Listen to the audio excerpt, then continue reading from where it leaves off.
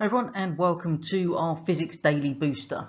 This is number 2 in our series, and it is not listed on any of the advanced information topic lists.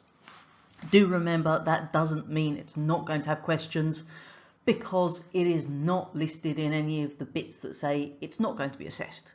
So chances are there could very well be questions on this, just lower mark ones. What we're going to do today is have a look at a couple of different ideas. We're going to have a look at two calculations, the specific latent heat and the specific heat capacity calculations, and understand that practical task as well. To start off though, we need to understand the difference between temperature and energy in a thermal store. Because what we find is we will be talking about these sometimes in an interchangeable way, and they are not. When we talk about temperature, this is just how hot or cold something is. So we're going to use a thermometer basically to measure this. Typical units that we use in science are degrees Celsius or degrees Kelvin, but in everyday life some odd people use Fahrenheit instead. Not common these days, but Celsius and Kelvin are our go-to standards in terms of our temperature for science. And what this does is it gives us a bit of information about the average kinetic energy of those particles. If we then compare that to the energy in a thermal store, because we're talking energy, that means the units will always be joules, which is the capital J. And this is going to tell us all about kind of the arrangement of the particles, how fast they're moving. So it's all dependent on those two factors there. So energy and temperature are not the same. They do have different units, so please don't use energy when we're talking about temperature or temperature when you're talking about energy. When we heat up an object, there are three things that could happen. The first is that we are going to change the energy stored in the system, leading to an increase in temperature. Secondly, we could have a change of state. Or thirdly, a chemical reaction could take place. So obviously not all of them will happen in every case, but one of those is going to happen if we are heating an object. Nice bit of overlap with our chemistry again here. We're looking at the difference between physical changes and chemical changes. If we're talking about a physical change, that is a change of state. Solid to liquid, liquid to gas, gas to liquid, liquid to solid, solid to gas, gas to solid. All of those are physical changes. Do note, no new substances are made. Okay, we start with water, we end with water. It's not changing to anything else. And as a result, these are usually reversible. If we have an ice cube and we melt it, we can then refreeze it into the ice cube once more. The chemical changes involve a chemical reaction. We will make new substances, and as a result, these are usually irreversible. So do note those differences between physical and chemical changes and make sure you know what each one is. On to our first calculation then, specific heat capacity. When we talk about specific heat capacity, we are referring to the amount of energy needed to raise the temperature of 1 kilogram of material by 1 degree Kelvin. So it's got those units there, joules per kilogram degree Kelvin.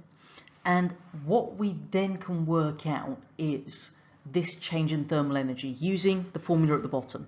Again, you don't need to memorize it. It's given to you on your data sheet in every single exam series, not just this summer. But it's the mass in kilograms. Important to remember kilograms. Sometimes they're going to throw in the mass in grams in the question just to try to catch you out. So convert by dividing by 1,000 first of all. Specific heat capacity would be given to you, and then the change in temperature. Again, not always given as a change. Sometimes they will say that you're heating water to boiling from 20 degrees, for example. So you need to know that water boils at 100 degrees. 100 minus 20, the change is 80 degrees.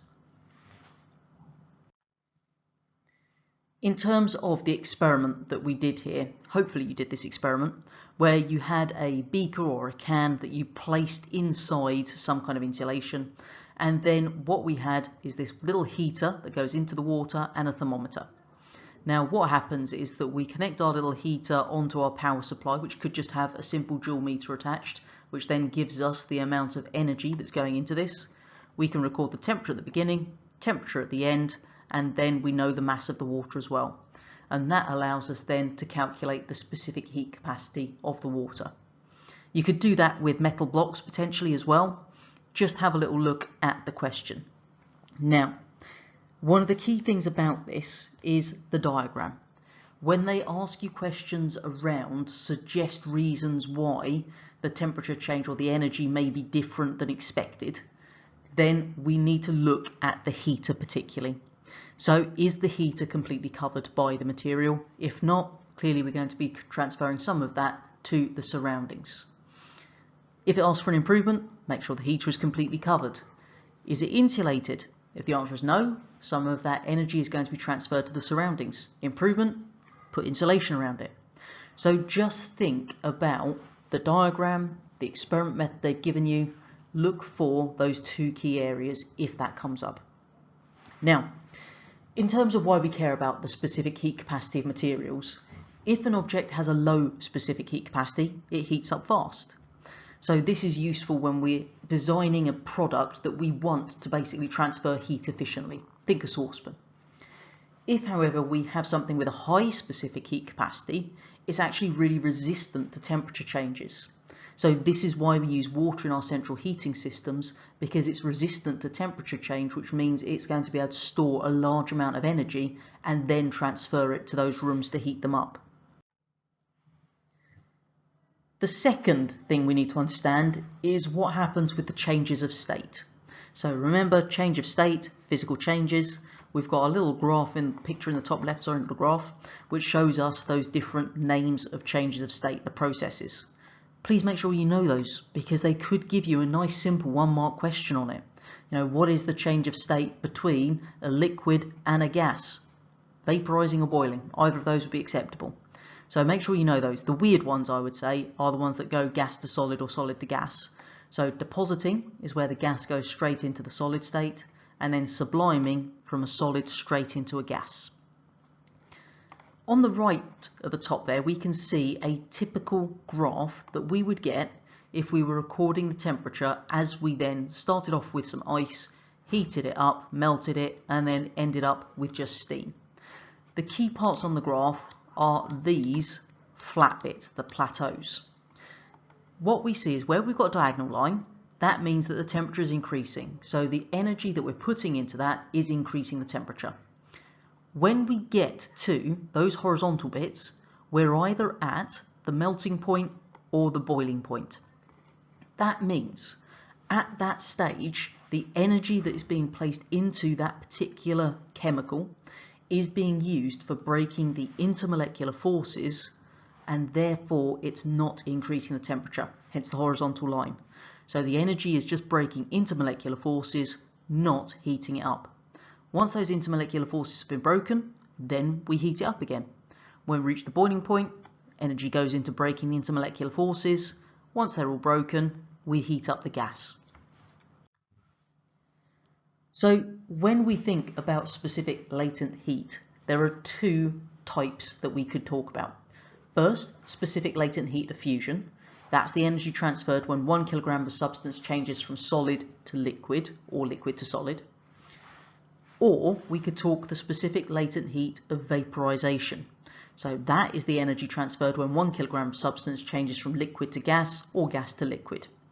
So depending on the change of state is going to tell you whether it's fusion or vaporization. The reason that matters is for the calculation. On the formula sheet, you don't need to learn the formula. Thermal energy is the mass in kilograms, still are kilograms, so make sure you're checking, times the specific latent heat. If they're going to give you a calculation on this, they will normally give you a little table with some different materials, and then there'll be 2 columns of values. One will be the specific latent heat of fusion, the other the specific latent heat of vaporization. So you need to pick the right number, and you do that by looking to see what change of state are they asking you about. If it's anything to do with solids and liquids, then it's going to be the fusion column. If it's to do with liquids and gases, vaporization. Pick the right number, stick it in your calculator with the mass in kilograms, and then you are going to get your thermal energy. Final thing to do today then is head on and have a go at the quiz.